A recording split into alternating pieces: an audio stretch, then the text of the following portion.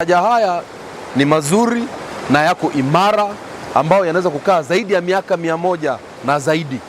Kwa hiyo ni madaraja ambayo ni imara sana, na gharama zake ni nafuu mno, kwa sababu unaona mawe yanapatikana tu katika eneo la utekelezaji wa mradi.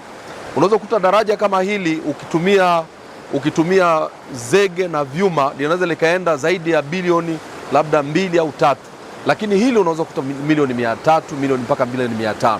Kwa hiyo kwa kutumia teknolojia hii tuna uwezo wa kujenga madaraja mengi, na tuna uwezo pia wa kusevu fedha nyingi sana. Serikali ikatumia fedha kidogo, lakini tukawa na production kubwa sana ya madaraja haya, kwa sababu ukija maeneo kama ya huku ya Tarime kuna mito mingi sana.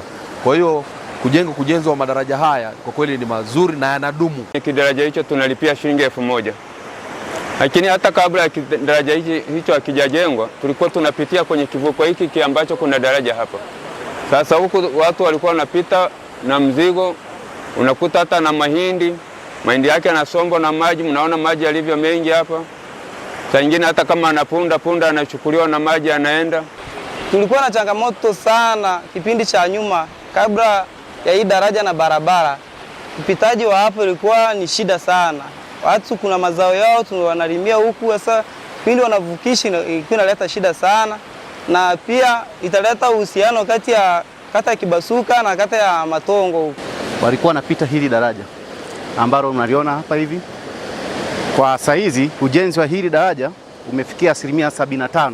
Tunategemea ndani ya wiki 3 mpaka 4 hivi tutakuwa tumemaliza hapo. Serikali iliongeza bajeti ya matengenezo ya barabara kupitia wakala wa barabara, na kimsingi tunapata bajeti sasa imeongezeka takriban mara 3 zaidi.